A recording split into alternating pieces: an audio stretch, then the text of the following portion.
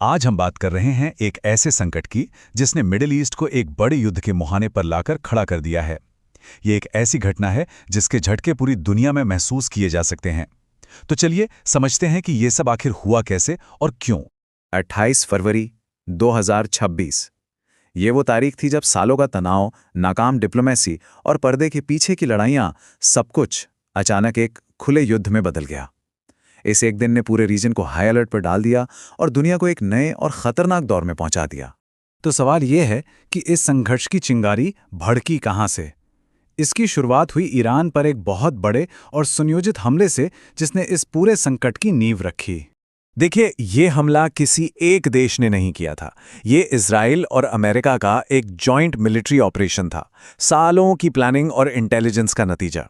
Israel के operation का code name था रोरिंग लायन, जबकि अमेरिका ने इसे एपिक फ्यूरी नाम दिया। दोनों ने मिलकर इस कार्रवाई को अंजाम दिया।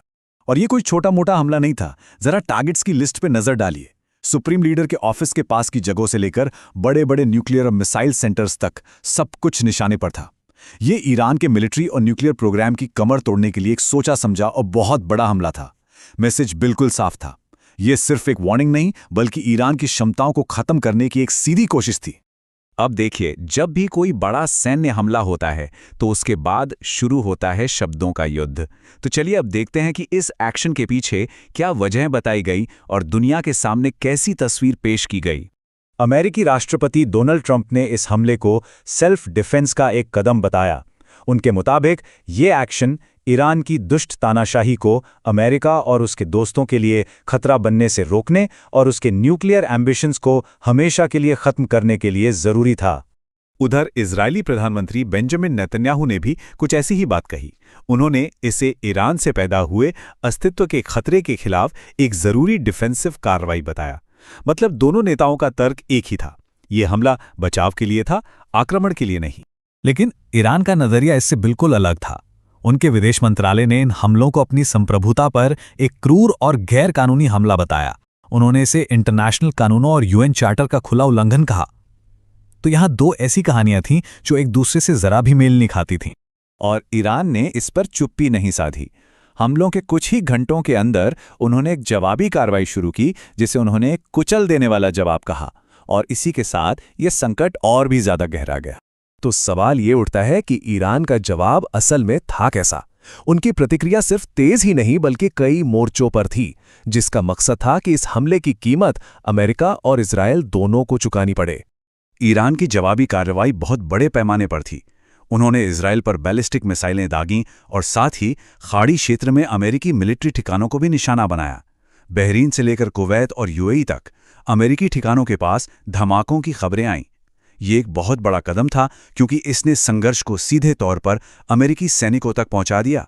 और ये साफ हो गया कि ये लड़ाई अब दो देशों के बीच नहीं रही, बल्कि पूरे रीजन में फैल रही है। ईरान के जवाबी हमलों के साथ ही पूरे मिडिल ईस्ट में खतरे की घंटी बज गई। ये संकट अब सिर्फ 3 देशों तक सीमित नहीं रहा, इसका असर हर पड़ोसी देश पर पड़ना शुरू हो गया। इसके बाद जो हुआ वो बहुत तेजी से हुआ।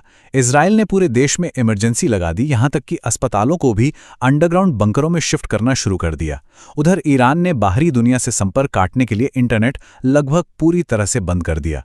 इराक और यूएई ने फौरन अपना एयर स्पेस बंद कर दिया, जिससे हर तरफ अफरा तफरी मच गई। ये टेबल दिखाती है कि कैसे पूरे रीजन में एक अफरा तफरी का माहौल बन गया।